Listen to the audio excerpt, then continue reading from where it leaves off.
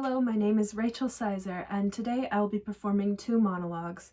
The first from Tiny Beautiful Things by Cheryl Strayed, and the second from Richard III by William Shakespeare. There was nothing wrong with my first husband.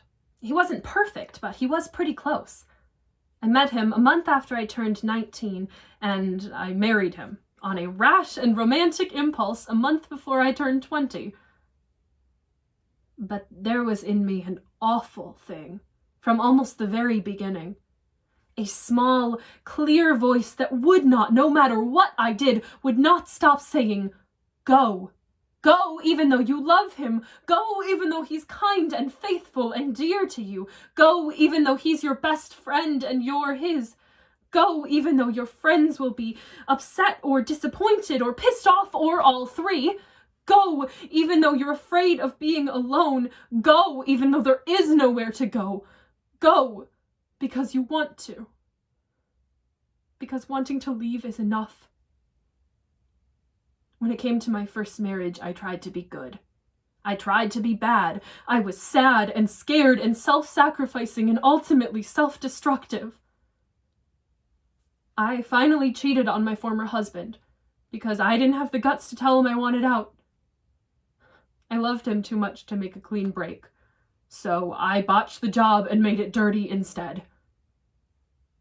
Divorcing him was the most excruciating decision I ever made, but I wasn't the only one whose life was better.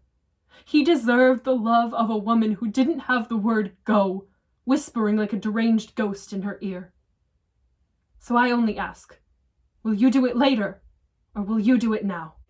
Was ever woman in this humor wooed? Was ever woman in this humor won? I'll have her, but I'll not keep her long. What?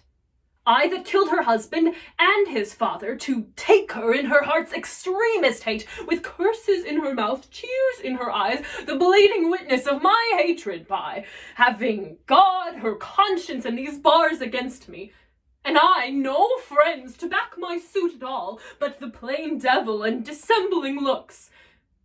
And yet to win her, all the world to nothing.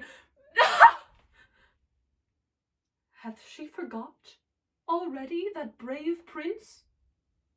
Edward, her lord, whom I some 3 months since stabbed in my angry mood at Tewkesbury, a sweeter and lovelier gentleman, framed in the prodigality of nature, young, valiant, wise, and no doubt right royal. And will she yet abase her eyes on me, that cropped the golden prime of this sweet prince and made her widow to a woeful bed, on me whose all not equals Edward's moiety, on me that halts and a misshapen thus, my dukedom to a beggarly denier?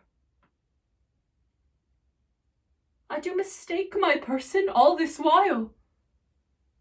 Upon my life, she finds, although I cannot, myself to be a marvellous, proper man. I'll be at charges for a looking-glass, and entertain a score or two of tailors to study fashions to adorn my body. Since I am crept in favour with myself, I will maintain this with some little cost. But first, I'll turn yon fellow in his grave, and then return, lamenting to my love. Shine out, fair sun, till I have bought a glass, that I may see my shadow as I pass.